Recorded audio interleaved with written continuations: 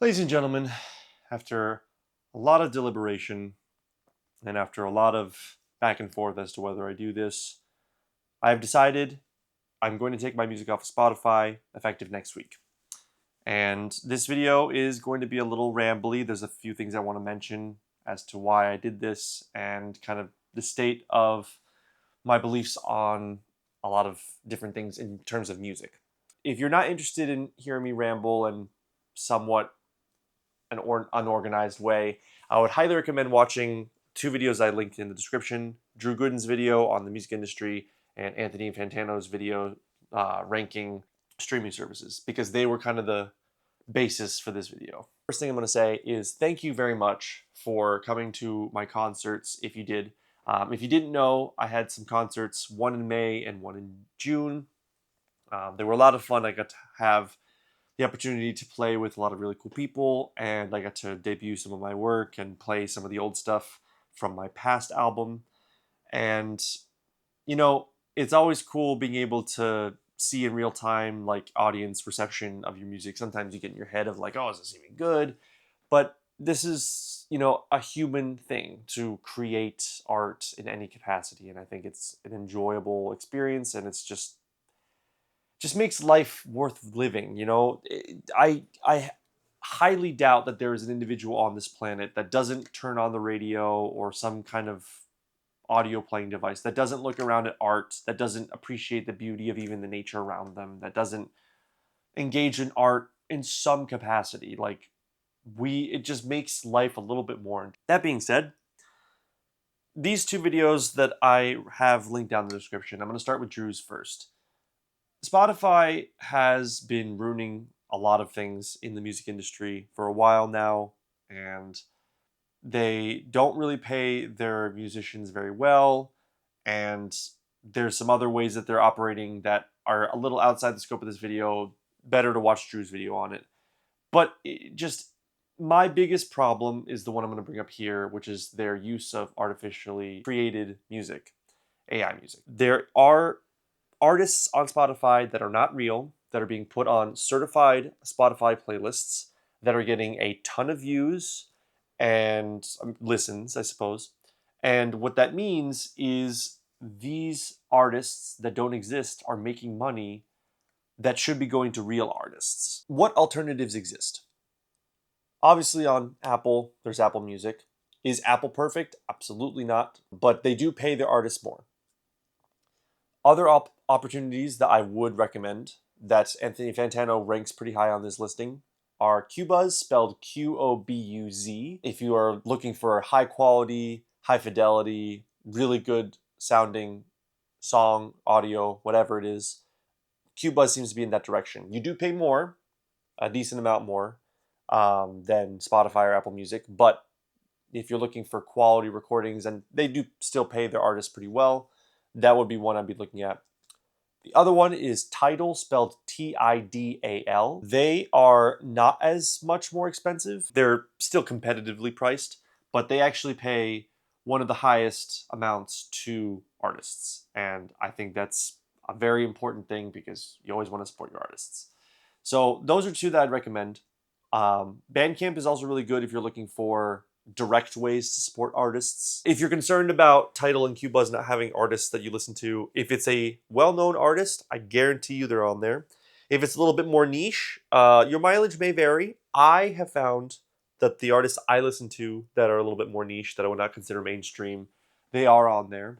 Irregardless, I think that there are ways to get off of Spotify. But now we're going to get into the rambly bit, and I'm going to get a bit heated.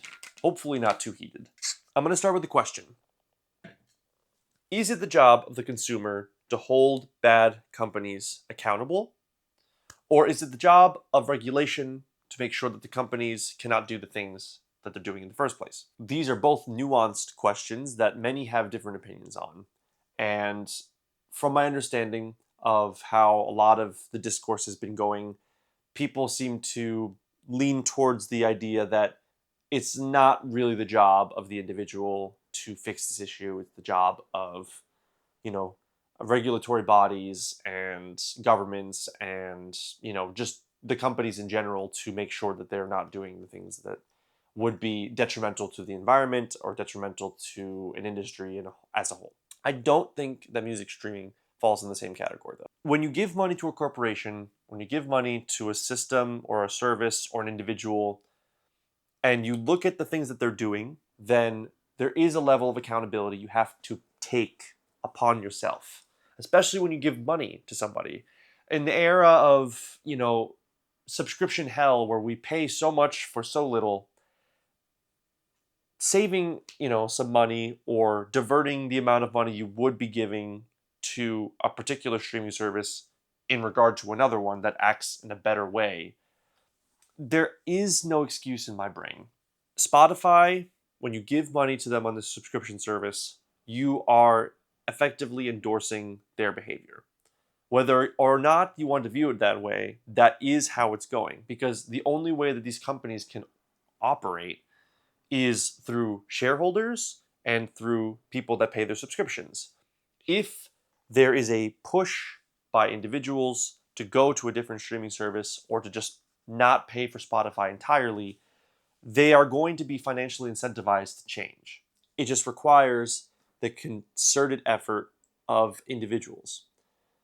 I see this wave of apathy where it's like, oh, my dollar or my voice or my actions don't matter. And I think the only people that benefit from that line of thinking are the people that would be stopped by you doing the thing that you're saying would make no impact. And with artificial intelligence, like the idea that we are using this technology that in theory could be so helpful, but in practice is just so awful. And even if it was perfect, the fact that we are using it for human endeavors to make it, I don't know, more convenient to make music. What is the point of engaging in a human art, in a experiment of humanness, but to do it artificially? People may make the argument that, okay, well, these artificial beings were fed music and they technically stole it, but isn't that what artists do all the time? No, because if I wanted to sound like Elton John, it's not going to happen. I can have particular vocal techniques that emulate Elton John. I could take some things that he wrote and, be influenced by it. But if I were to just like verbatim, play a song that Elton John did without being like, hey, this is from, then, obviously there are things in place to make it so I'm not going to be able to do that still. I have many concerns about the way that things are going in the music industry, but it does not keep me from making music. It's not going to keep me from creating things because I was born with a desire to do so. Sat with, my piano, I sat with my voice, I sat with a pen and paper for hours, for days, for, in this case, years. And I only got better because I did it. It's not easier, it's just convenient. And convenience is not always better. That's all I'm going to say on this. I hope you have a wonderful rest of your day, and I'll see you around.